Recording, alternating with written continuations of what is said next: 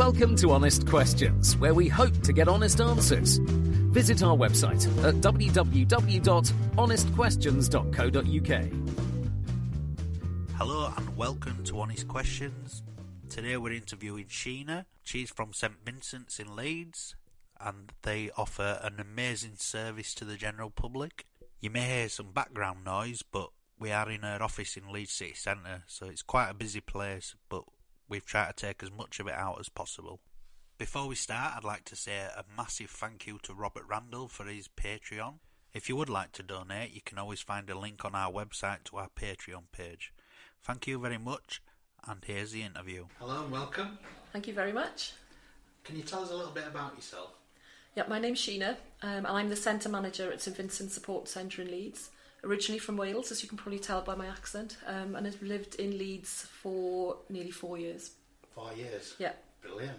And what is it you exactly do at St Vincent's? So I'm the centre manager, so I'm responsible for everybody in the building and all the activities that take place here on a daily basis. Oh, brilliant. And do you know when this whole St Vincent's started? Yeah, St Vincent's started. Well, St Vincent's is a really old organisation. It's an international organisation, and it's been running worldwide since 1833. However, St Vincent Support Centre has been based in East Leeds for the last 23 years. Always in East Leeds. So that's been quite a while, hasn't it? It's been a long it is, time. yeah. Very good. What are the main goals that were set out for St Vincent's? Have you got any main particular goals? Yeah, absolutely. So the vision is for the community to be free from hardship and where everybody's respected and meet their potential, fulfil their potential. Yeah, very good. So what sort of activities do you do to do that? Yeah, well, there's a whole range of things that take place. Initially, when the centre started, it was opened just to give debt advice to people from the community that were struggling. And then from there, over the 23 years, the project has grown to meet the needs of people coming into the centre. So emergency food parcels, debt advice, counselling, education, English classes. It's a long list. So quite a lot yeah, immigration support is the newest thing, because people coming for English classes would bring in forms that the tutors couldn't understand or needed help with. The tutors didn't have the time or the experience to help fill them in. So we started that about 12 months ago.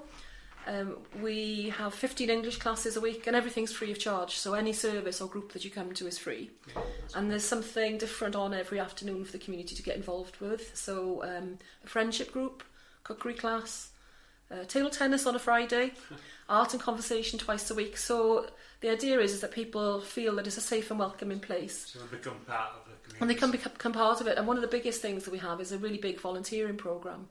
So a lot of people that come for service may end up as volunteers, or have come for classes, may end up as volunteers. Yeah. And it's really good because everybody then feels connected to something in some way. Yeah, it sounds really interesting. It sounds like you're doing a lot of it as well. We are. How many people have you got working here? So we've got 19 paid members of staff, but the majority of them are part-time. And then all of the services, other than the debt advice service, are delivered by volunteers. So we've got about 120 volunteers. Really? So we're a team of about 140 people in total, yeah. So you get a lot of support then? You pretty well looked after and supported? Volunteer-wise, we have a volunteer coordinator on site, so she makes sure that everybody's looked after, placed in the right area. So, for example, the classes, a lot of the tutors will be retired teachers or people learning to teach. But you don't have to. You could be somebody who's come to the class and has shown an interest in learning to be a teacher or helping others. Some people just volunteer because they want something to do with the day and give something back to the community. But a lot of people come because they've used services as well previously or come to classes. And it's inclusive, so everybody can volunteer here. There's no restriction because it's representing the community that we're in. Yeah. So are you short of any volunteers in specific areas? We're always short of volunteers. We can always do more. And this is the thing, because we can only do what we can do with the amount of people that we have. The more people that volunteer, the more services we can offer. So, for example, we started the art group because a guy came in and said he was interested in volunteering, but he's quite autistic. So he was interested in that. We didn't have an art group. We didn't know we wanted an art group at that point, but actually that's become a really popular event. Yeah, and he runs that twice a week. And some people come to learn to draw, but a lot of people just come for the company. Yeah. I think it's hard when you're on your own at home and Yeah. I mean, some people some people come to learn to draw, but some people will come to learn to draw and have a chat, and some people it's as much about the chat as it is about the drawing. I understand that. Yeah. So on my way in here, we couldn't help notice the massive shop that you've got. Can you tell me a bit about this shop? Absolutely. So the shop is a community shop, which every single item in there is donated. So it's all kindness, which is fantastic. It's run by one paid member of staff, and the rest are all volunteers. The purpose of the shop is to provide good quality, low price items for the community, but also help generate income to keep the other services running at the centre. Yeah, because it's a big building. It is a big building and it takes a lot of upkeep, So what kind of items do you sell in the shop? Absolutely everything. Everything? Well, no, not absolutely everything. There are a couple of exceptions. We don't sell crash helmets, and we don't sell baby car seats, because we don't know the history. Yeah, the health and safety. So, and fire labels, but fire labels on furniture, there have to be certain requirements. But we sell clothing, we sell household items, furniture,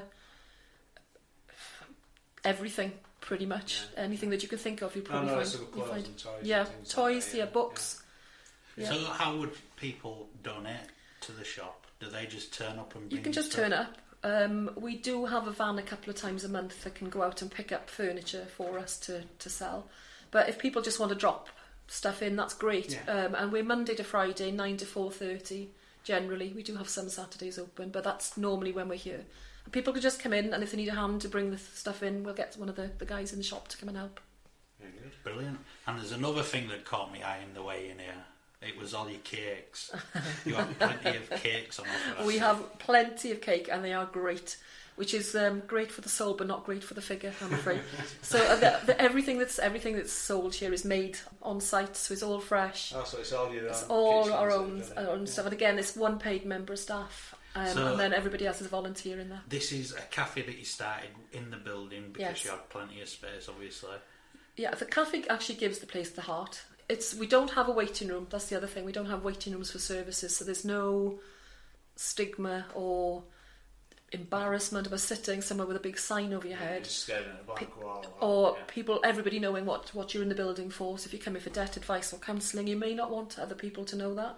But if everybody waits in the cafe, then it's just a community space. It could be you and I having a coffee, having a chat about doing this, or it could be somebody waiting for service, or just people coming and eating great cake. Yeah. You're offering a good service, isn't it? So do you get many people from the public just coming in regardless for a chat and things like that? Yeah, absolutely. I mean, the cafe, like I said, does give the place a heart. It's a great place to come and pop in. People come and have informal meetings in there. Just come for lunch. This is a cafe. But again, any income that we make in the cafe does come back into the centre, so that we are making sure that we can keep this place going. Yeah. So obviously you cover a lot of things. Is there anything that you feel really passionate about at the moment? My big thing at the moment is hungry children. So I just don't understand how we're in a position where we've got children who are hungry around children. us. So holidays, for example, there's holiday hunger, where children that would normally get free school meals, they don't have access to that through the holidays. And the summer holidays in particular, you're looking at 6 weeks.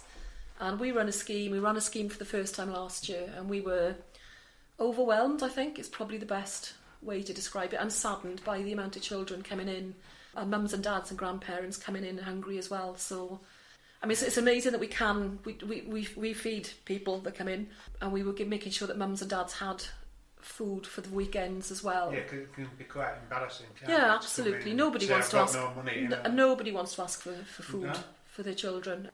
But so that's my big thing. So we so we do emergency food parcels as well. So we are able to offer ongoing support for people if they're struggling. Well, we interviewed someone the other day on universal credit and the way that it's affecting people, and it sounds like it's a very serious issue at the moment.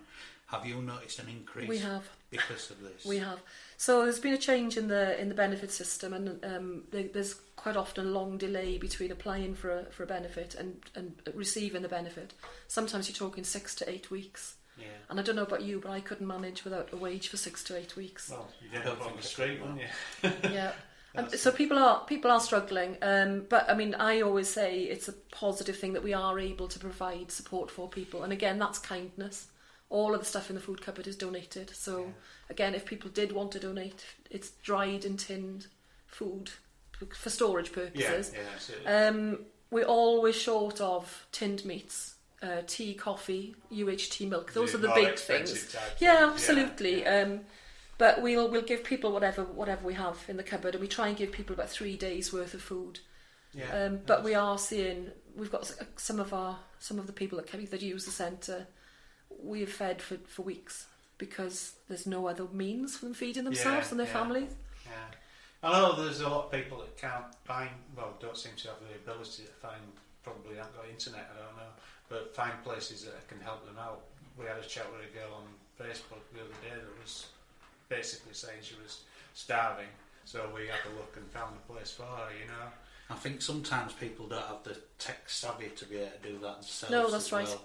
And this is a good place because people can come in here and speak to you by the sounds of it. Yeah, and I mean, the promise of this place is that everybody will have a warm welcome. There's no judgment. Everybody's treated as a unique person, as opposed to an issue or a heading. An individual. They are individuals. So everybody, whether they're coming in for debt advice, counselling, food parcels, everybody is unique.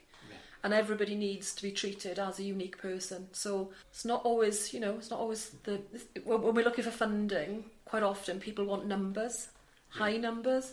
And we are seeing a lot of people and the numbers are high, but every single person is done with care.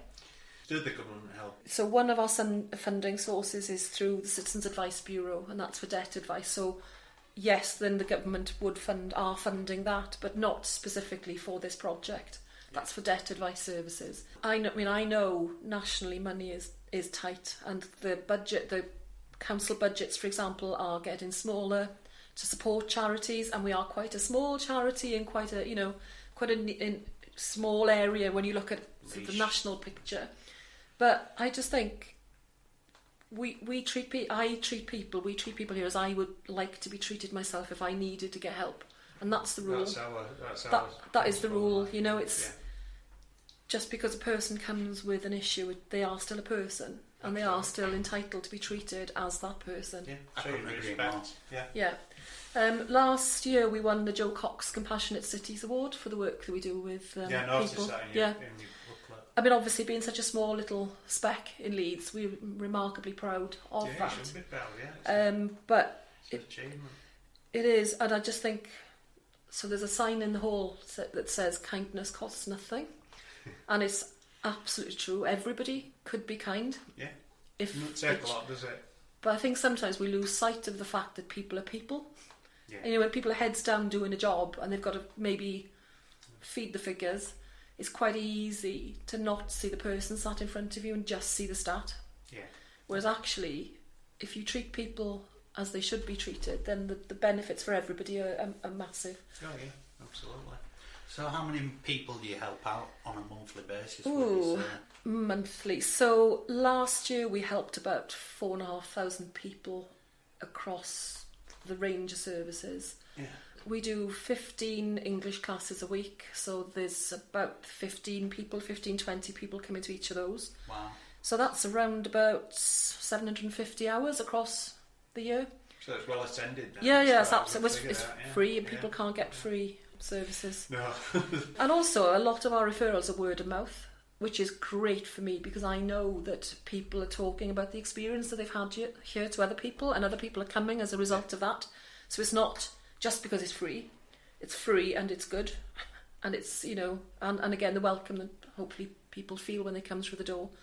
We did 12,500 support offers to people looking for migrant immigration support last year, and we're also open on Christmas Day, so we have lunch on Christmas Day here, so people that would otherwise be on their own come for that.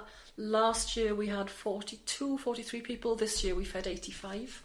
Wow. And about 26 volunteers, so it's quite a it's but again, it's something that people have told us that they need, so we provide it. Yeah. I'm going to ask you a question now about you personally. Okay. How did you get involved in charity work? So, As I said at the beginning, I'm obviously not from Leeds. I'm